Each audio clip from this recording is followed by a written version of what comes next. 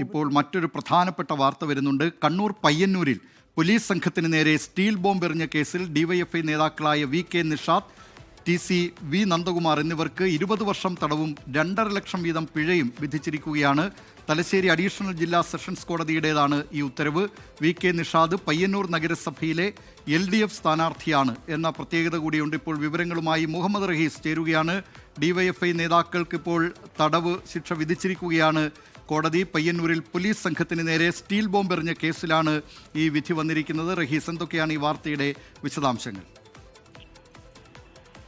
ദിലീപ് കുമാർ, നേരത്തെ തന്നെ ഈ 2 ഡിവൈഎഫ്ഐ പ്രവർത്തകരും പ്രതികളാണ് എന്ന് കോടതി ശരിവച്ചിരുന്നു. അവർ ഈ കുറ്റം ചെയ്തിട്ടുണ്ട് എന്ന് തെളിഞ്ഞതിന് പിന്നാലെ അല്പസമയം മുൻപാണ് ഈ വിധി വന്നത്. ഈ വിധിയിൽ ഏറ്റവും പ്രധാനമായിട്ടുള്ളത് കൊലപാതക ശ്രമം, ഒപ്പം തന്നെ സ്ഫോടക വസ്തു കയ്യിൽ വെക്കൽ എന്നിവ തുടങ്ങിയ വകുപ്പുകൾ പ്രകാരം കുറ്റക്കാരാണെന്ന് തെളിഞ്ഞതിനെ തുടർന്ന് 20 വർഷത്തെ ശിക്ഷയാണ് പ്രതികൾക്ക് വിധിച്ചത്. അതിൽ ഈ സ്ഫോടക വസ്തു എറിയുന്നതുമായി ബന്ധപ്പെട്ടാണ് ഏറ്റവും കൂടുതൽ കാലം ശിക്ഷ ലഭിച്ചത്. 10 വർഷത്തെ ശിക്ഷ അതിനുണ്ട്. ഒപ്പം തന്നെ കൊലപാതക ശ്രമത്തിന് 5 വർഷം, ഒപ്പം സ്ഫോടക വസ്തു കൈവശം വയ്ക്കൽ എന്നിവ കൂടി ചേർത്തിട്ടാണ് ഈ 20 വർഷത്തെ ശിക്ഷ ലഭിച്ചിരിക്കുന്നത്. അതിൽ ഡിവൈഎഫ്ഐ നേതാക്കളായിട്ടുള്ള വി.കെ. നിഷാദ്, ഒപ്പം തന്നെ ടി.സി. വി. നന്ദകുമാർ, ഇവർ രണ്ടുപേരും നേരത്തെ കൂടുതൽ കേസുകളിൽ പ്രതികളാണ്. ഇരുവർക്കും 15ലധികം കേസുകളുണ്ട്. അപ്പോൾ അതുകൂടി പരിഗണിച്ചുകൊണ്ടാണ് കോടതി ശിക്ഷയിൽ കാര്യമായ ഇളവ് നൽകാതിരുന്നത്. നേരത്തെ പ്രതികൾ വീട്ടിലെ സാഹചര്യവും ഒപ്പം തന്നെ മറ്റു ചില കാര്യങ്ങളൊക്കെ ചൂണ്ടിക്കാട്ടിക്കൊണ്ട് ഇത്തരത്തിൽ ഇളവ് നൽകണമെന്ന് പറഞ്ഞിരുന്നു. പക്ഷേ കോടതി അത് കേൾക്കാൻ തയ്യാറായില്ല.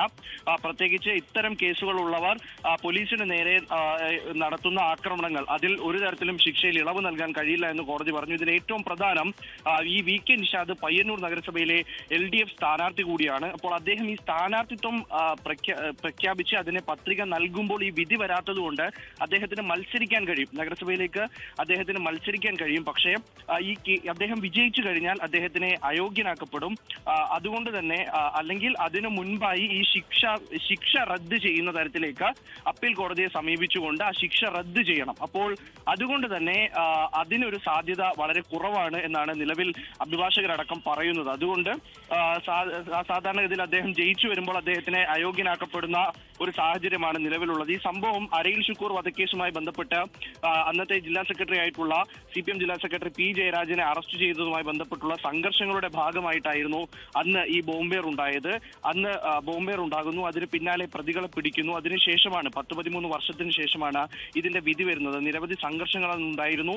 അപ്പോൾ അതിന്റെ ഭാഗമായി തന്നെ ഈ പ്രതികൾ മറ്റു പല കേസുകളിൽ കൂടി പ്രതികളാണ്. അതിന്റെയും ശിക്ഷാവിധികളൊക്കെ വരേണ്ടതായിട്ടുണ്ട്. അതുകൂടി കോടതി പരിഗണിച്ചിരുന്നു. അപ്പോൾ സത്യത്തിൽ ഒരു വലിയ തിരിച്ചടി തന്നെയാണ് നേരിടുന്നത്. സ്വാഭാവികമായിട്ടും ഇലക്ഷൻ പ്രഖ്യാപിക്കുമ്പോൾ ആ സ്ഥാനാർത്ഥിക്ക് ഈ അയോഗ്യത വരുന്നു, അല്ലെങ്കിൽ അയാൾ ജയിച്ചു കഴിഞ്ഞാൽ അയോഗ്യനാകും എന്നുള്ളൊരു പ്രചാരണം, ഒപ്പം തന്നെ ഈ കേസിൽ ഇവർ പ്രതികളാണ് എന്നുള്ള ഒരു വിധി, അതുകൂടി ഈ തെരഞ്ഞെടുപ്പ് കാലത്ത് പ്രത്യേകിച്ച് അതൊരു തിരിച്ചടി തന്നെയാണ്. എന്തായാലും പ്രതികൾക്ക് 20 വർഷത്തെ ശിക്ഷ, പക്ഷേ ഒരുമിച്ച് അനുഭവിക്കുമ്പോൾ 10 വർഷം ശിക്ഷ അനുഭവിച്ചാൽ മതിയാകും. ദിലീപ് കുമാർ, വളരെ പ്രധാനപ്പെട്ട വിധിയാണ് ഇപ്പോൾ തളിപ്പറമ്പിൽ നിന്ന് വരുന്നത്. തളിപ്പറമ്പ് അഡീഷണൽ സെഷൻസ് കോടതിയാണ് ഈ ശിക്ഷ വിധിച്ചിട്ടുള്ളത്.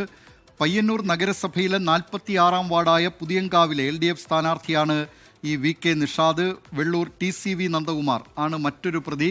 ഇവർക്ക് രണ്ടുപേർക്കും 20 വർഷം വീതം പിഴയും 2.5 ലക്ഷം പിഴ ശിക്ഷയുമാണ് ഇപ്പോൾ വിധിച്ചിട്ടുള്ളത്.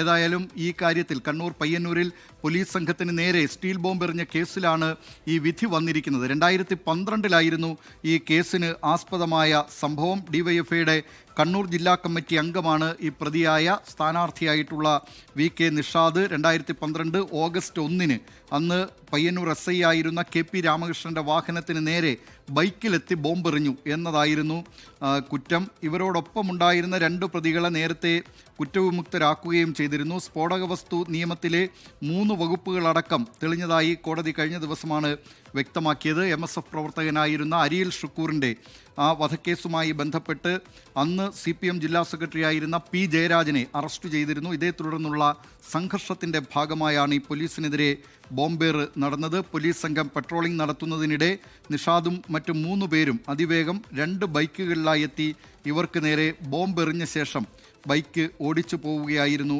എന്നാണ് കേസിൽ പറയുന്നത്. കേസിൽ A Mithun, K V Kripesh എന്നിവരെയാണ് നേരത്തെ കോടതി വെറുതെ വിട്ടിരുന്നത്. ഇപ്പോൾ മറ്റു 2 പ്രതികളായ പയ്യന്നൂർ കാറമേൽ വി കെ നിഷാദ്, പയ്യന്നൂർ നഗരസഭയിലെ 46-ാം വാർഡിലെ പുതിയങ്കാവ് എന്ന് പറയുന്ന ആ വാർഡിലെ LDF സ്ഥാനാർത്ഥിയാണ് വി കെ നിഷാദ്. ഒപ്പം ഡിവൈഎഫ്ഐ പ്രവർത്തകനായ വെള്ളൂർ TCV നന്ദകുമാർ. ഈ 2 പേരെയുമാണ് 20 വർഷം തടവിനും 2.5 ലക്ഷം രൂപ പിഴ ശിക്ഷയും ഇപ്പോൾ തലശ്ശേരി അഡീഷണൽ ജില്ലാ സെഷൻസ് കോടതി വിധിച്ചിരിക്കുന്നത്. CPIM-നെ സംബന്ധിച്ച് വലിയ തിരിച്ചടിയാണ്. വിധി വരുന്നതിന് മുമ്പാണ് നാമനിർദ്ദേശ പത്രിക നൽകിയത് എന്നുള്ളതുകൊണ്ട് വി കെ നിഷാദിൻ്റെ സ്ഥാനാർത്ഥിത്വത്തിന് ഇപ്പോൾ പ്രശ്നമില്ല. പക്ഷേ അത് 2.5 വർഷത്തിലധികമുള്ള 2 വർഷത്തിലധികം മേലെയുള്ള തടവ് ശിക്ഷയാണ് എന്നുള്ളതുകൊണ്ട് അദ്ദേഹം വിജയിച്ചാൽ, ഈ വി കെ നിഷാദ് വിജയിച്ചു കഴിഞ്ഞാൽ അയോഗ്യനാക്കപ്പെടും എന്ന കാര്യത്തിൽ യാതൊരു തർക്കവുമില്ല. ഏതായാലും ഇപ്പോൾ ഈ സുപ്രധാനമായ വിധിയാണ് വന്നിരിക്കുന്നത്. CPIM-നെ സംബന്ധിച്ച്, LDF-നെ സംബന്ധിച്ച് വലിയ തിരിച്ചടിയാണ് ഉണ്ടായിരിക്കുന്നത്.